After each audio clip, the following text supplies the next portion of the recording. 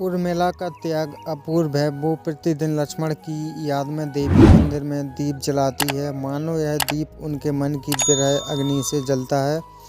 राम लक्ष्मण सीता दंडकारण्य में पहुंचते हैं। यहाँ उन्हें हड्डियों का ढेर दिखता है। वन में असुर ऋषियों मुनियों का भक्षण कर उनकी हड्डियां फेंक देते हैं।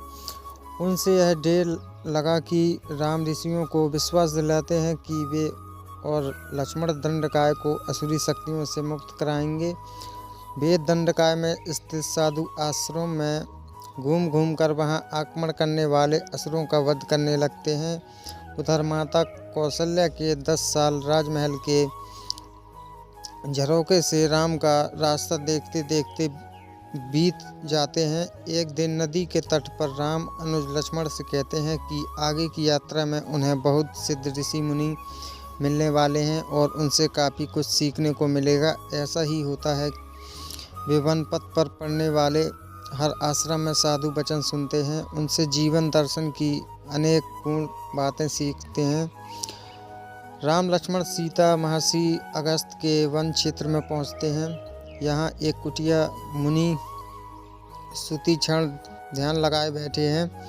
राम उनके हृदय में विराजमान है। भगवान विष्णु की छवि देख लेते हैं। राम सुतीक्षण जी को प्रणाम करते हैं, लेकिन सुतीक्षण जी जान लेते हैं कि स्वयं भगवान विष्णु मानव रूप में उनके समक्ष खड़े हैं। वे भक्ति भाव से अपने प्रभु के चरणों में झुक जाते हैं।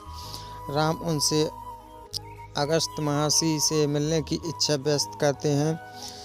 सुतीक्षण जी उन्हें महर्षि के आश्रम को ले जाते हैं। महर्षि अगस्त का आभापुंज उनकी कुटिया के बाहर से परिलक्षित होता है।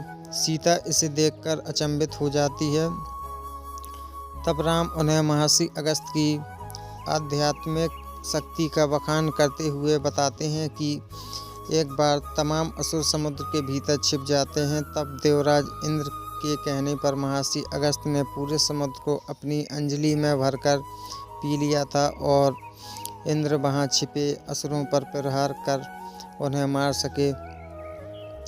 राम बताते हैं कि एक बार विंध्याचल पर्वत में दंभपूर्वक अपना आकार बड़ा करके सूर्य का मार्ग रोक दिया था।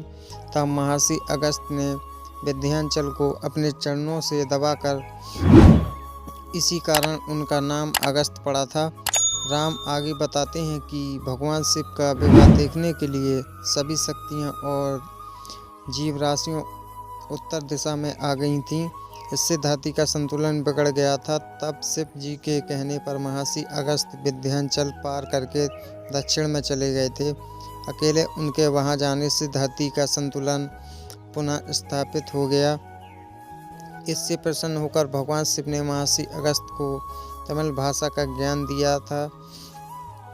अगस्त ने तमिल की व्याकरण तैयार कर इसे विश्व की श्रेष्ठ भाषा बनाया। अगस्त ही ब्रह्मा को प्रसन्न कर कावेरी नदी के ब्रह्मलोक से दक्षिण भारत की धरती पर लेकर आए थे।